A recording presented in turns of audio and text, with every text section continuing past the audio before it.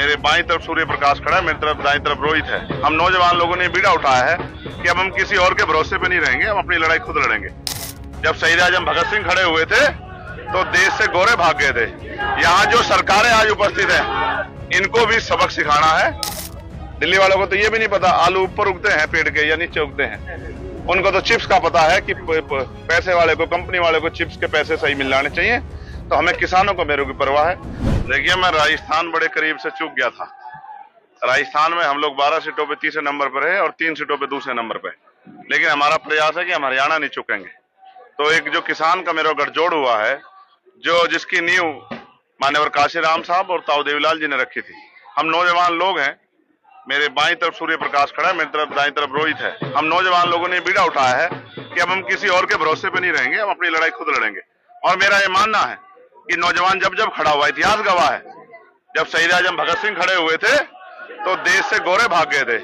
यहाँ जो सरकारें आज उपस्थित हैं, इनको भी सबक सिखाना है और अपने लोगों को मौका देना है। मैं मानता हूँ राजनीति में जिनके पास ताकत नहीं होती वो कोई काम नहीं कर पाते, तो हमें राजनीतिक ताकत हासिल करनी है।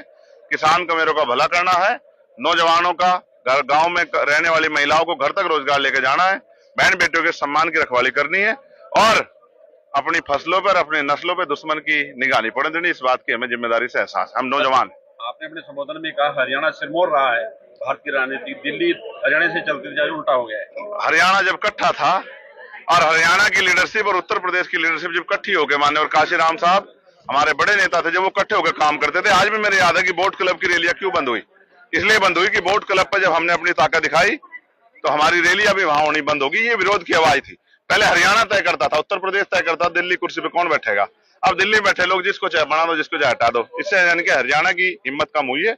हम हरियाणा की हिम्मत नहीं कम होने देने, कि हम हरियाणा में फिर क्षेत्रीय दलों को ताकत देंगे, जिससे कि बुनियादी समस्याओं पे लोगों का ध्यान पड़े। गांव में क्या समस्या दिल्ली को क्या पता, खेत में क्या समस्या दिल्ली को क्या पता है। दिल्ली वालों को तो ये भी नहीं पता आलू ऊपर उगते हैं पेड़ के या नीचे उगते हैं। उनको तो चिप्स का पता है कि पैसे वाले को, कंपनी वाले को चिप्स के पैसे सही मिल जाने चाहिए। तो हमें किसानों को मेरे की परवाह है। न्यूनतम वेतन क्या उनको क्या पता है, घर कैसे चलता है उनको क्या पता है, पेड़ कैसा लगता है, कौन से पेड़ से क्या बनता है उनको क्या पता। हम तो किसान लोग हैं, हमें सब पता है, इसलिए हमें अपने लोगों की चिंता है। और 5 साल बाद हमारे लोग पछताए ना, अगर गलती कर देंगे तो फिर पछताएंगे।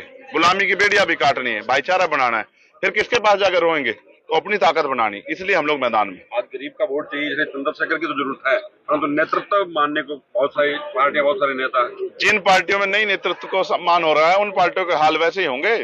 जैसे केंद्र में भाजपा 400 कह रही थी और 240 बड़ी मुश्किल से पकड़ी। समझ रहे हैं आप, समाज सब देखता है, समाज की आंखें हैं। अब सोशल मीडिया का जमाना है, एक एक बात लोगों तक जाती है। क्या हमारे लोग नहीं देख रहे कि दूसरी पार्टियों में जो हमारे नेता है, हमारे समाज को, उनको किस तरह अपमानित किया जा रहा है। आज जब उनका नंबर आया तो कुर्सी खींच ली गई है, उनको इग्नोर किया जा रहा है। वो हमारी बड़ी बहन है, इसका खामियाजा जो है उन पार्टियों को चुकाना पड़ेगा जो उनका अपमान कर रहे हैं।